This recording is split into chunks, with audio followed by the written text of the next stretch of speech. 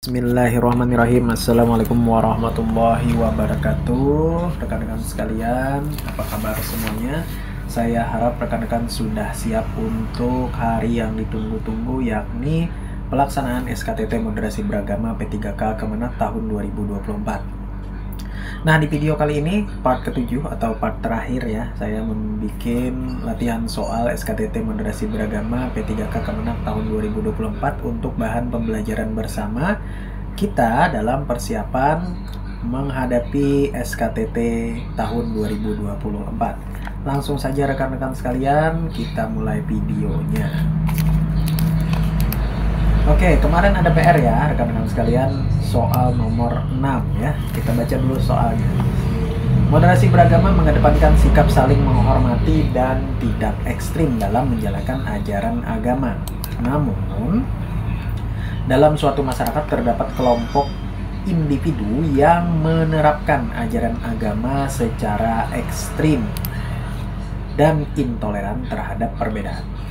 Bagaimana pendekatan terbaik yang dapat diambil oleh tokoh masyarakat untuk mengatasi situasi ini? Nah, jadi di sini bukan lagi dia itu diduga ya, tapi sudah menerapkan. Nah, jadi sudah menerapkan ajaran agamanya secara ekstrim dan intoleran terhadap perbedaan. Berarti ini sudah terjadi ya rekan-rekan sekalian. Apa yang bisa kita lakukan sebagai tokoh masyarakat untuk mengatasi situasi ini? A. Membiarkan mereka melanjutkan praktik tersebut karena itu merupakan hak pribadi setiap orang. B. Menyusun program pendidikan agama yang memperkenalkan nilai-nilai toleransi dan saling menghargai serta menyelenggarakan dialog antar agama. C. Mengisolasi kelompok tersebut dari masyarakat agar tidak menulari yang lain. D. Mendorong kelompok tersebut untuk beradaptasi dengan nilai-nilai masyarakat mayoritas meskipun tanpa pemahaman yang mendalam. Oke. Secara tersurat sudah kelihatan ya yang mana yang paling moderat di antara 4 pilihan ini. Tapi kita kupas satu persatu. Yang A, membiarkan mereka melanjutkan praktik tersebut karena itu merupakan hak pribadi setiap orang. Memang ya rekan-rekan sekalian, secara moderasi membiarkan mereka melanjutkan praktek tersebut itu memang sah-sah saja secara moderasi ya rekan-rekan sekalian. Namun kita lihat kelompok tersebut tidak moderat ya, tidak moderat yang takutnya nanti akan berdampak ke tahap-tahap selanjutnya rekan-rekan sekalian. Nah, jadi kita tidak bisa membiarkan hal tersebut karena kita sudah tahu bahwa mereka menerapkan, sudah menjalankan nih rekan-rekan sekalian, sudah menerapkan. Apa yang harus kita lakukan? Jangan sampai kita membiarkan hal tersebut ya. Jadi ini kurang tepat. Yang B, menyusun program pendidikan agama yang memperkenalkan nilai-nilai toleransi dan saling menghargai serta menyelenggarakan dialog antar agama. Nah, ini tepat nih. Kita susun program pendidikan agama yang mana kita itu memperkenalkan nilai-nilai toleransi dan saling menghargai serta menyelenggarakan dialog antar agama. Dengan kita terus melakukan hal ini, maka masalah di atas itu pasti terpecahkan. Saya memilih B ya. Tapi kita lihat dulu pilihan C.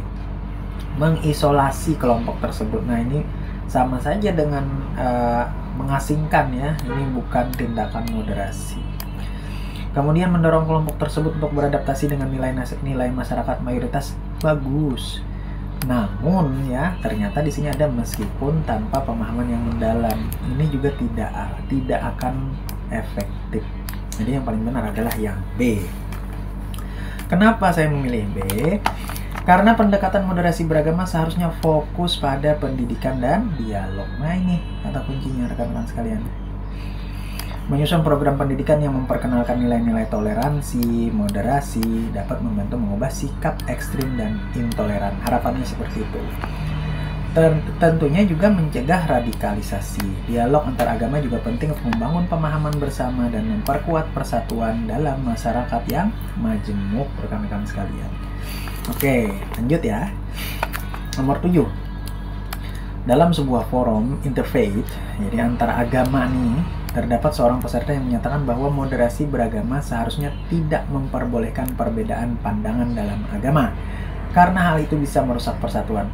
Bagaimana Anda menyikapi pernyataan tersebut dalam konteks moderasi beragama?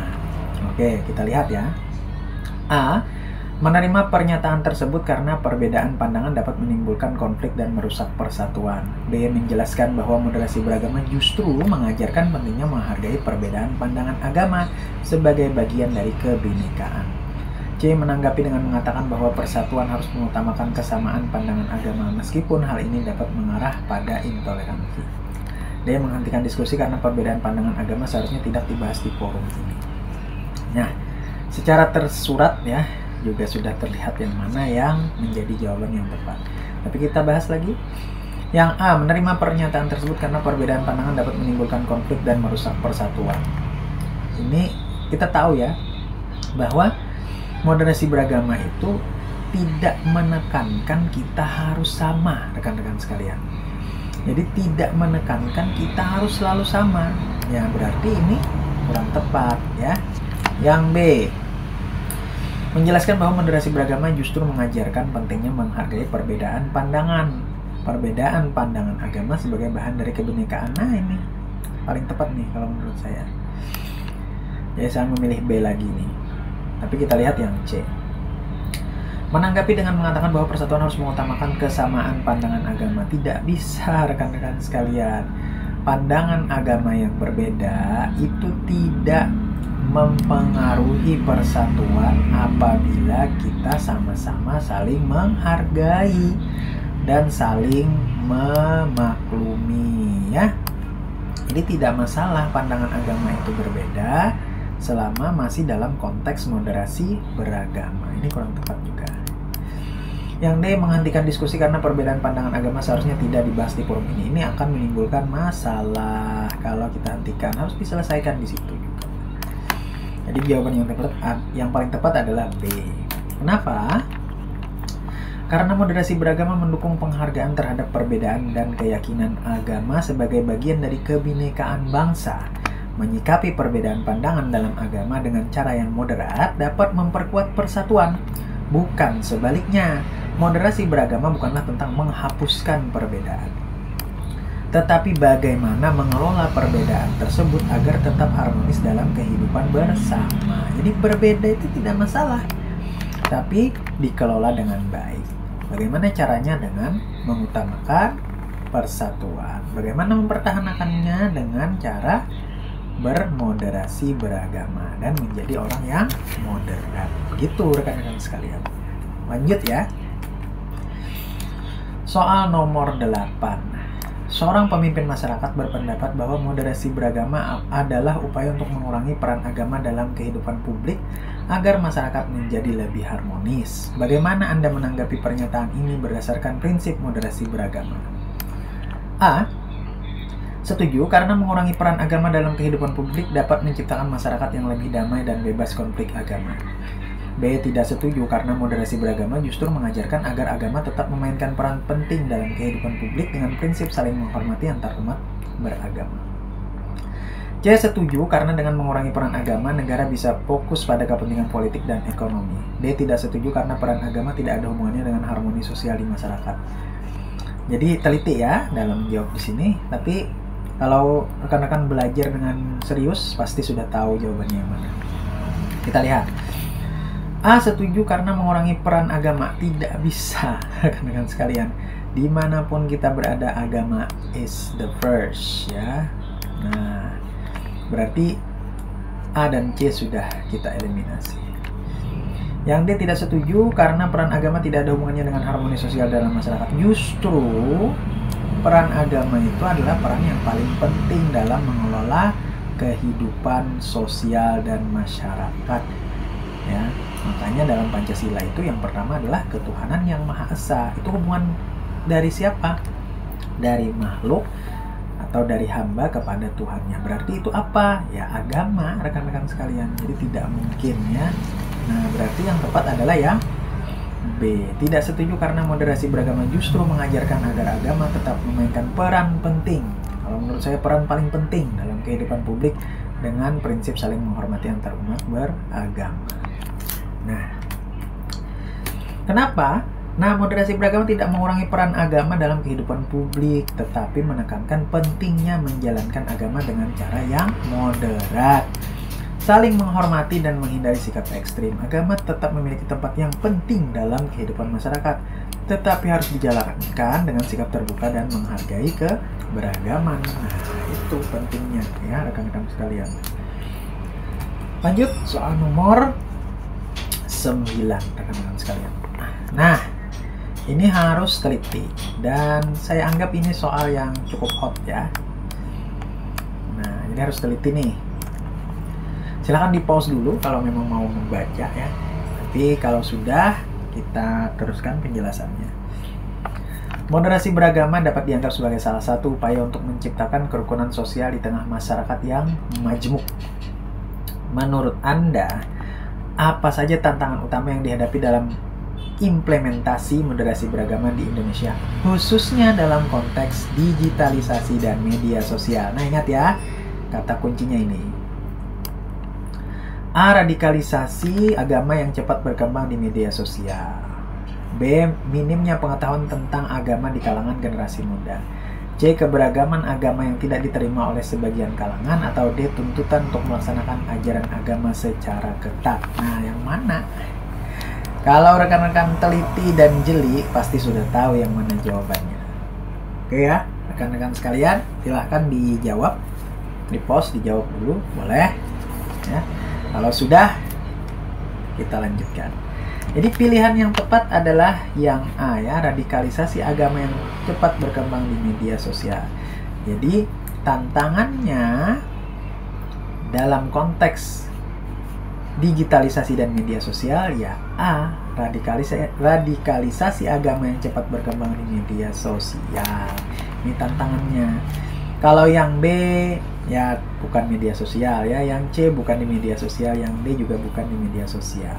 Mari kita lihat penjelasan dari masing-masing jawaban. Nah, yang A adalah tantangan nyata yang dihadapi dalam era digital. Karena di sini ada kata radikalisasi agama yang cepat berkembang di media sosial. Oke ya. Media sosial dapat menjadi ruang bagi kelompok tertentu untuk menyebarkan paham ekstremis dan intoleran. Itu sangat banyak sudah ya. Yang bisa merusak moderasi beragama. Hal ini disebabkan oleh cepatnya informasi yang tersebar tanpa adanya kontrol atau penyaringan yang memadai untuk saat ini. Kenapa bukan B? Nah, kalau B itu juga tantangan. Namun ya, generasi muda yang kurang memahami ajaran agama secara mendalam lebih rentan dipengaruhi oleh paham-paham ekstremis yang mungkin tidak sesuai dengan ajaran agama yang modern. Ini tidak di media sosial ya rekan-rekan sekalian, tapi hubungan antara manusia dengan manusia.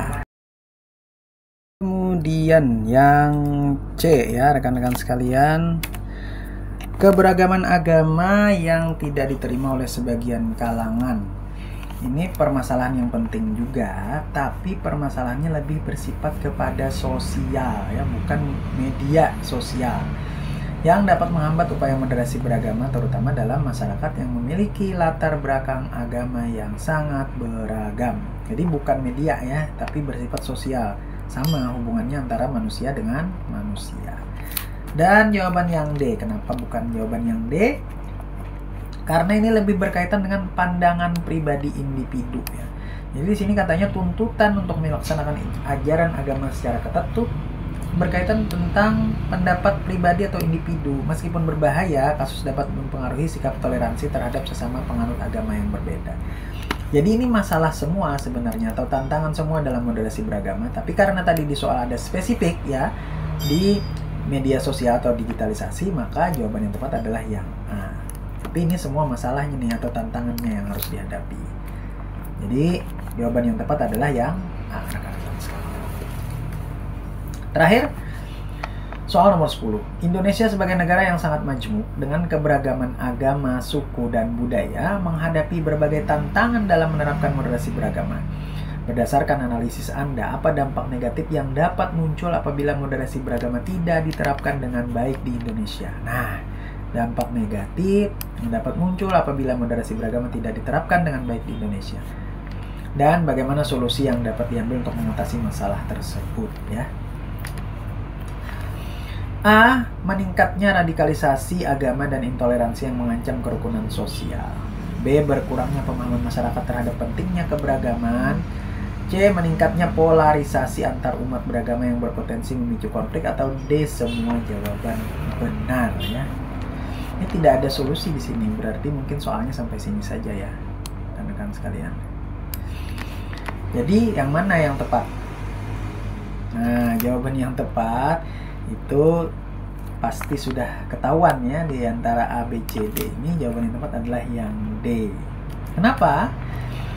Nah, dalam konteks Indonesia yang maju, moderasi beragama sangat penting untuk menciptakan kerukunan antar umat beragama. Ketidakterapan prinsip moderasi beragama dapat menimbulkan berbagai dampak negatif antara lain.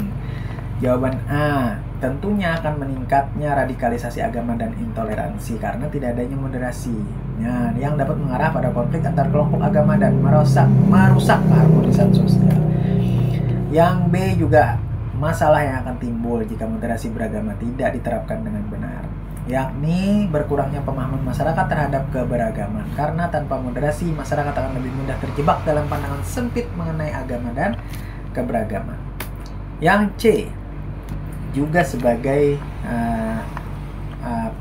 masalah yang akan timbul apabila moderasi beragama tidak diterapkan, yakni meningkatnya polarisasi antar umat beragama yang berpotensi memicu ketegangan dan konflik yang sangat merugikan masyarakat yang heterogen seperti Indonesia. Maka jawaban yang tepat adalah yang D. Oke, terima kasih sudah menonton video ini. Jangan lupa tekan tombol like, komen, dan juga subscribe ya rekan-rekan sekalian. Terima kasih sudah mau bersama belajar bersama Bapak Guru 1988 di channel ini.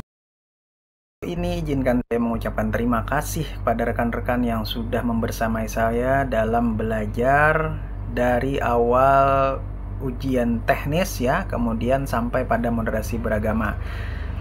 Akhirnya sampai di penghujung video untuk pembelajaran moderasi beragama SKTT untuk P3K Kementerian Agama tahun 2024. Besar harapan saya rekan-rekan besok berjuang dengan maksimal, kemudian mendapatkan hasil yang juga memuaskan. Dan saya juga berharap kepada rekan-rekan sekalian lulus P3K tahun 2024 dan mendapatkan NIP di tahun 2025. Terima kasih saya ucapkan kembali, tanpa rekan-rekan channel ini akan tidak berkembang ya. Jadi terima kasih sudah mendukung saya selama ini. Kita akan bertemu lagi saat rekan-rekan sudah menjadi ASN dan mendapatkan NIP P3K di tahun 2025. Namun sesudah selesai dan mendapatkan NIP serta sudah menjadi ASN, jangan pernah lupa untuk berkunjung kembali ke channel ini, karena channel ini tidak hanya membahas tentang soal-soal tentang SKTT ataupun SKD ataupun soal-soal ASN dan P3K lainnya.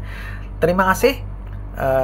Tetap semangat ya rekan-rekan sekalian, terus berjuang, jangan lupa berdoa dan jaga kondisi tubuh serta manfaatkan waktu yang ada untuk menjawab soal-soal moderasi beragama dengan baik. Akhir kata, selamat berjuang rekan-rekan sekalian. Semoga besok sukses dan mendapatkan nilai yang memuaskan. Jangan lupa untuk kembali lagi berkunjung ke channel ini. Wassalamualaikum warahmatullahi wabarakatuh.